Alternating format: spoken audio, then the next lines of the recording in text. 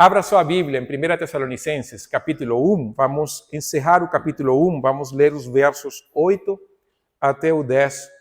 Paulo está falando justamente sobre imitação. E nós vamos falar agora de como é que a igreja de Tessalônica, ela mostrou esse testemunho às outras cidades circunvizinhas. Paulo vai falar sobre isso e vai usar os casos da Macedônia e da Acaia. Já falou isso no verso 7 e volta a falar isso no verso 8. Vamos fazer a leitura dos versos 8 ao 10, agora de manhã. Acharam o texto? Também está na tela, né? Pois, a partir de vós, não somente a palavra do Senhor foi ouvida na Macedônia e na Acaia, mas também a vossa fé em Deus foi divulgada em todos os lugares, a ponto de não precisarmos mais falar sobre isso. Porque eles mesmos anunciam de que maneira fomos recebidos entre vós, de que forma vos convertestes dos ídolos a Deus, para servirdes ao Deus vivo e verdadeiro, esperando do céu seu Filho, a quem ele ressuscitou dentre os mortos, Jesus, que nos livra da ira vindoura. Senhor, nesta manhã nós te agradecemos, te louvamos pela tua palavra. Fala conosco, Deus, que esta palavra que é viva e eficaz venha ao nosso encontro e transforme nossa vida para que, assim como os tessalonicenses, nós possamos também ecoar a palavra do Senhor a todo lugar. Em Cristo Jesus. Amém. Percebe que no verso 8, Paulo escreve aos Tessalonicenses que eles tiveram um testemunho impecável. E eu gosto da frase do verso 8, quando ele fala assim, ela foi divulgada em todos os lugares. Mas é interessante, na versão atualizada, ele vai falar assim o verso 8. Porque de vós repercutiu a palavra do Senhor. Alguém tem essa frase ou alguma frase parecida? Repercutiu no verso 8. Repercutiu, né? Qual a ideia dessa palavra repercutir? É a ideia do eco. Ela indica que ela, dali, de Tessalônica, ela se expandiu. Ela se expande como uma onda. Sabe, vocês já viram as explosões? As ondas, quando tem uma explosão, não sei se vocês já viram, tem uma onda, tipo uma onda de choque, que ela vai e o que faz as pessoas se jogarem no chão? Ela não somente a explosão, o som, sino a força da explosão leva uma onda onde as pessoas que estão ao redor, elas são impulsionadas por essa onda. Também nós temos o caso dos ecos. Quando você fala e tem aquele eco, você falou. Essa onda que vai andando, Paulo fala que a vida deles foi como um eco. E a palavra de Deus, ela foi repercutindo, foi se espalhando a outras cidades. Porque ele fala assim, não só a palavra do Senhor foi ouvida, mas também a vossa fé. Duas coisas os tessalonicenses tiveram que repercutiu nas cidades circunvizinhas. A palavra de Deus recebida, mas também a fé que eles tiveram para com o Senhor. A fé foi um testemunho poderoso, ao ponto de Paulo não ter que falar nada sobre eles, porque o testemunho dos tessalonicenses era poderoso. Vê como encerra o verso 8. A ponto de não precisarmos mais falar sobre isso. O testemunho dos tessalonicenses foi tão grande que Paulo nem precisava falar sobre eles. Todo mundo já sabia da fé dos tessalonicenses. E isso é que é muito interessante, porque lembremos do verso 5, quando Paulo fala que o nosso evangelho não chegou a vós somente com palavras, mas também com poder, com o Espírito Santo e com absoluta convicção.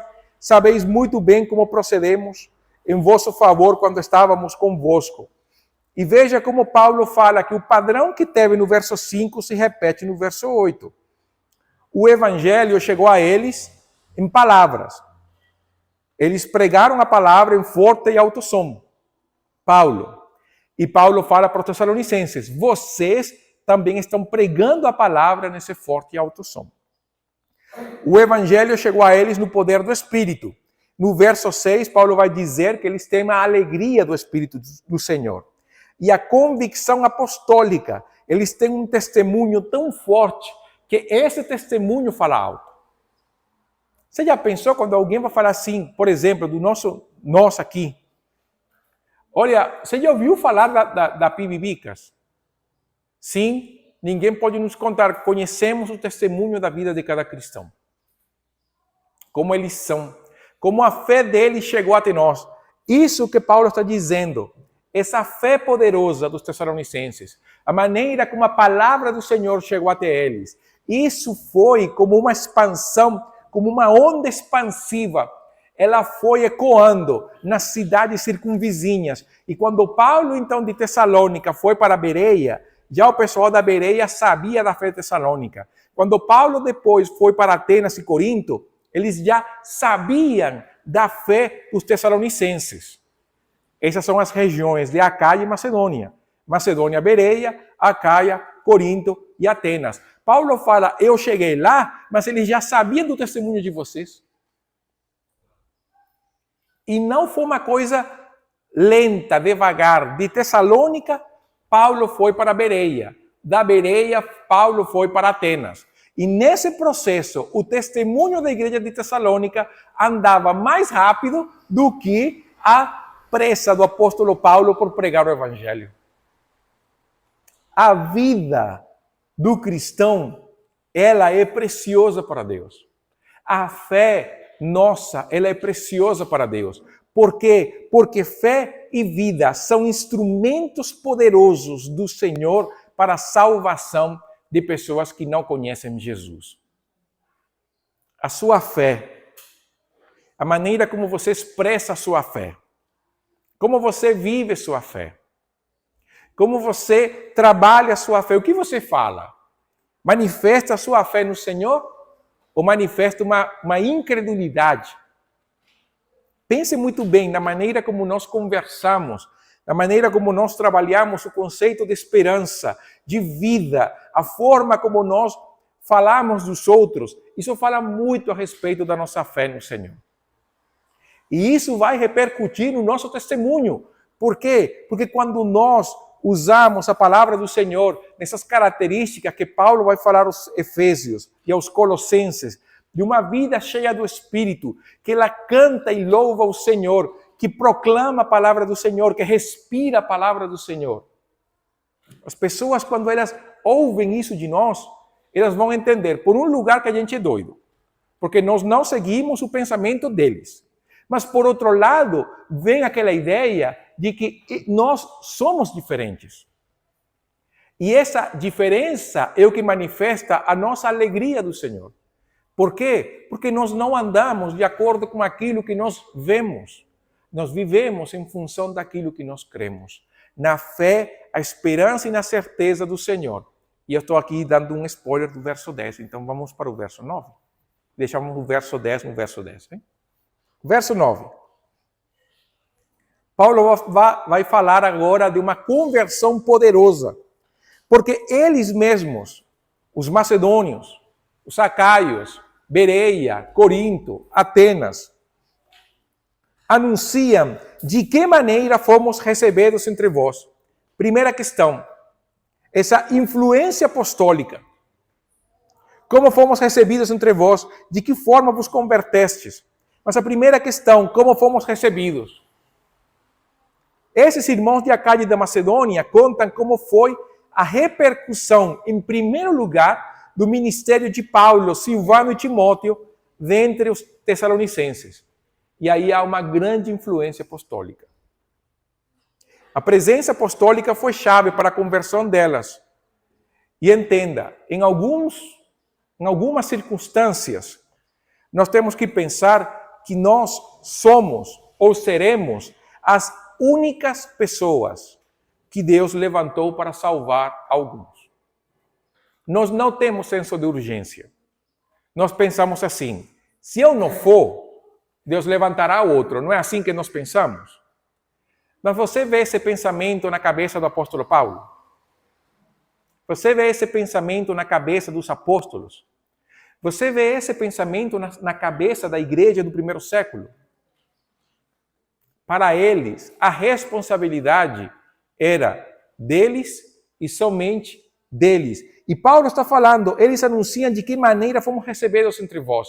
Paulo mostra que como os tessalonicenses receberam Paulo, Silvano e Timóteo, mas também porque dentre os apóstolos a convicção era que eles eram os instrumentos de Deus para a salvação dos tessalonicenses.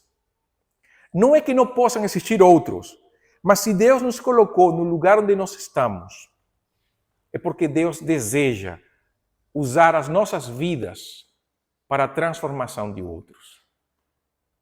E aí é onde entra a nossa fé. Você crê que Deus pode usar a sua vida para salvar outros? Entenda, você tem que crer isso, em plena convicção.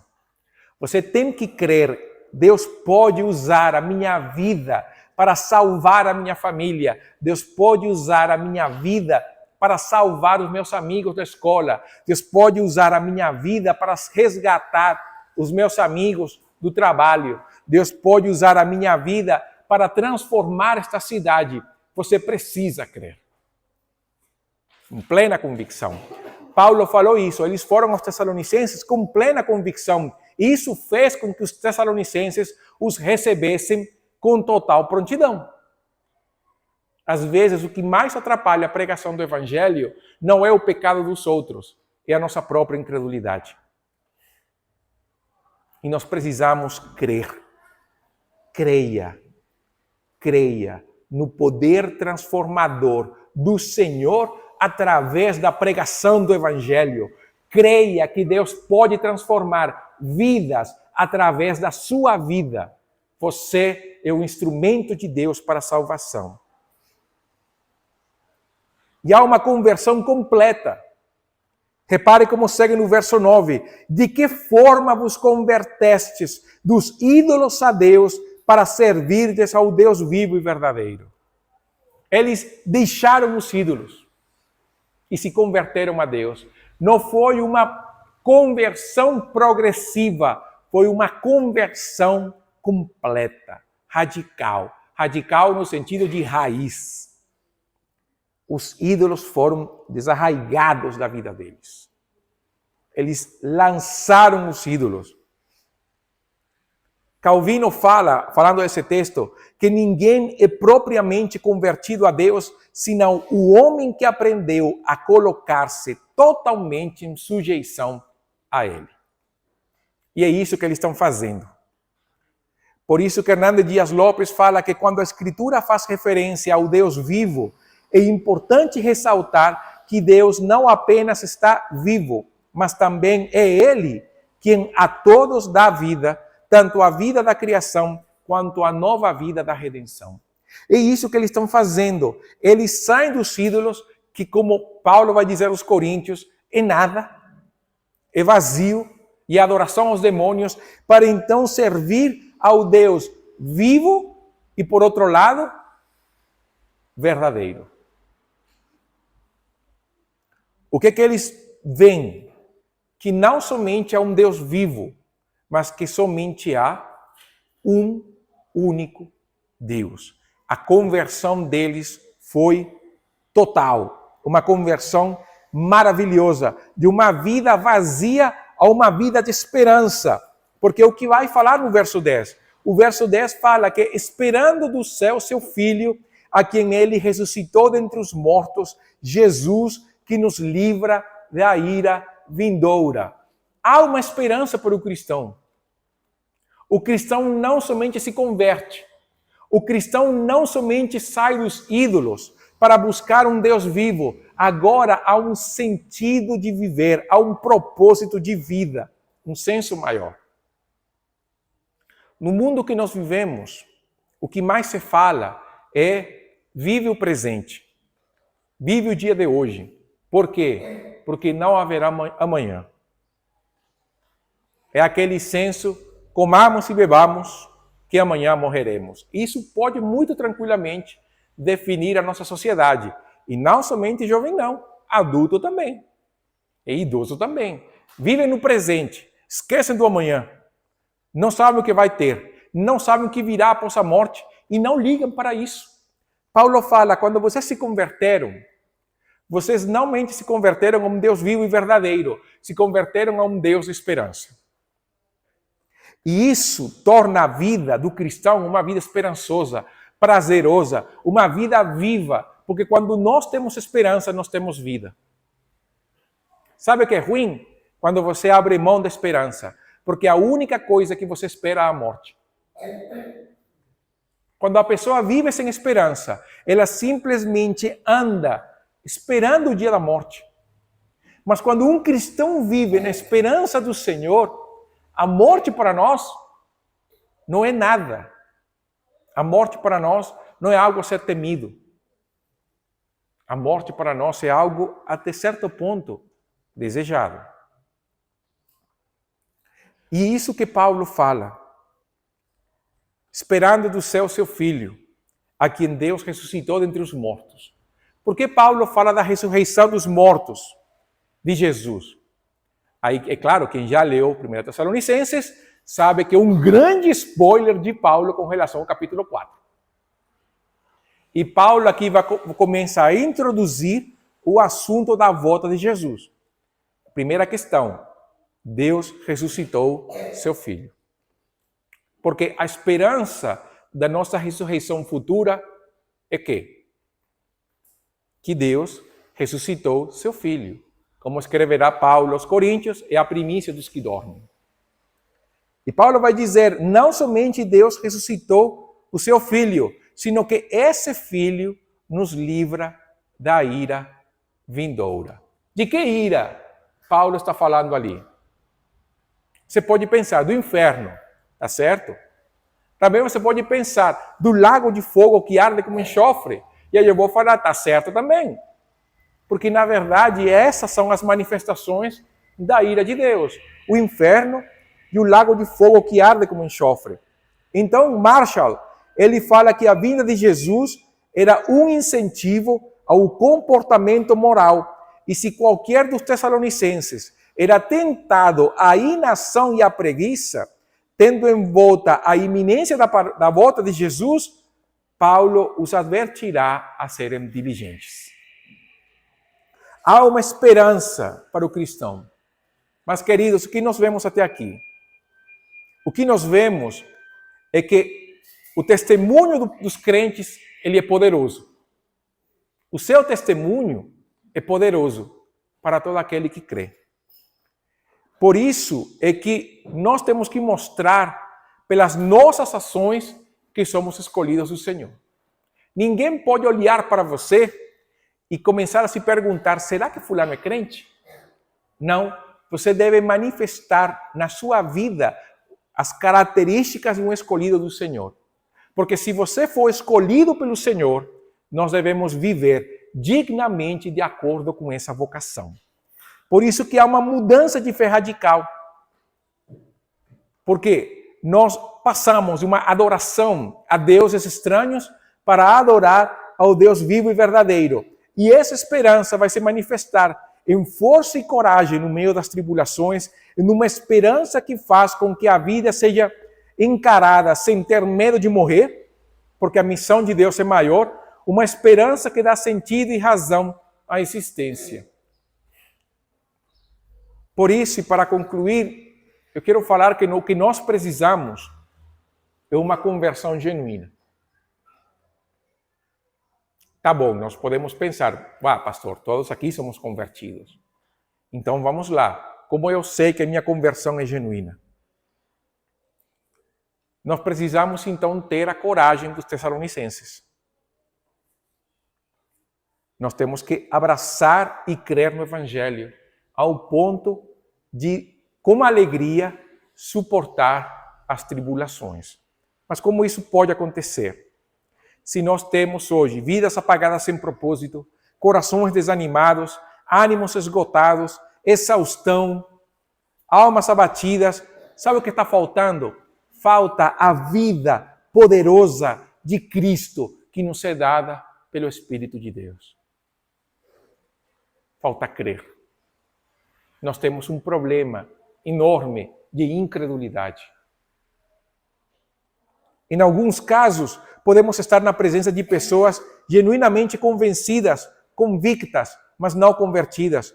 Em outros casos, podemos estar na presença de pessoas genuinamente convertidas, mas que não conseguem viver a vida cristã na plenitude. E para ambos os casos, nós temos soluções diferentes.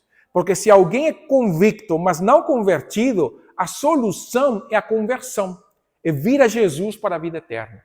Mas para aquele que é convertido, mas que está perdendo a razão da vida cristã, ele precisa então olhar para a esperança gloriosa que nós temos no Senhor.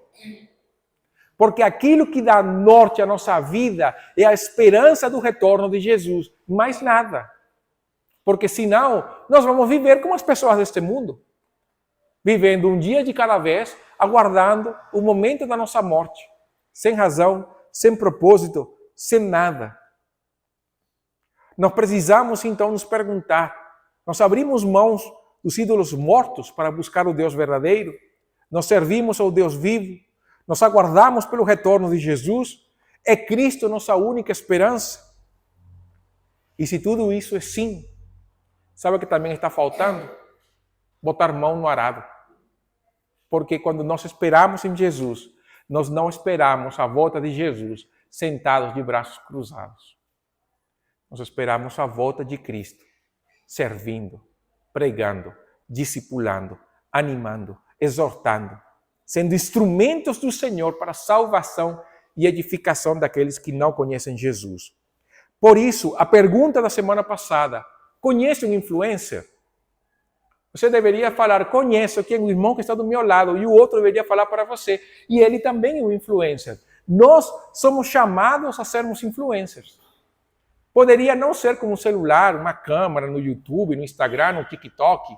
Não, mas a sua vida. Nós somos chamados a influenciar pessoas. E não somente pessoas da igreja, mas pessoas que não conhecem Jesus. Nós somos os modelos. Nós somos as formas da igreja. Você e eu somos as formas. Quando as pessoas querem ver Jesus, eles têm que ver nós. Você, eu. E dizer, olha, nós somos a forma de onde sai o produto, o resultado. Quer ver Jesus? Venha com a gente. Eu vou te mostrar. A minha vida é um exemplo. Eu imito o Senhor. Para isso, é claro, nós temos que pensar que os primeiros influencers são os pais, que influenciam os filhos. E depois vem as pessoas da igreja. Porque nem sempre os filhos têm exemplos em casa. Por quê? Porque pode ser que os pais não sejam cristãos, ou um deles não seja cristão. Ali, então, a igreja como comunidade abraça e mostra o que é. Para que essa pessoa saiba o que é ser cristão. Como eu falei semana passada, teve um irmão na igreja que me ensinou a orar. Ele não se sentou comigo para falar como que se deve orar. Eu ouvia ele orar. Ouvia no culto, no momento que ele orava. E eu falei, eu vou imitá-lo. Nós precisamos de pessoas assim, que influenciem, que sejam dignos de imitar. Mas não pense em 2, 3, 4. Nós temos que pensar, todos devemos nos tornar dignos de imitação. Você e eu somos os moldes, as formas que as pessoas vão ver Cristo. Você e eu, ao longo de toda a nossa jornada. O que as pessoas veem em você? Não responda. Deveria ser Cristo, né? Sem problema nenhum. Mas nós devemos ecoar, então, nossas palavras e ações. Ecoar, sermos essas ondas expansivas. E todo mundo deveria saber de nós por causa da nossa fé, por causa das nossas palavras. Fulano eu conheço, ou o cara crente, viu? Ele não somente é crente na igreja, ele é crente aqui. Ninguém pode falar mal de alguma coisa. Ele está ali só o olhar dele, eu sinto vergonha de falar. Nesse aspecto ele é chato, mas eu respeito. Esse é um bom testemunho. Esse é um excelente testemunho.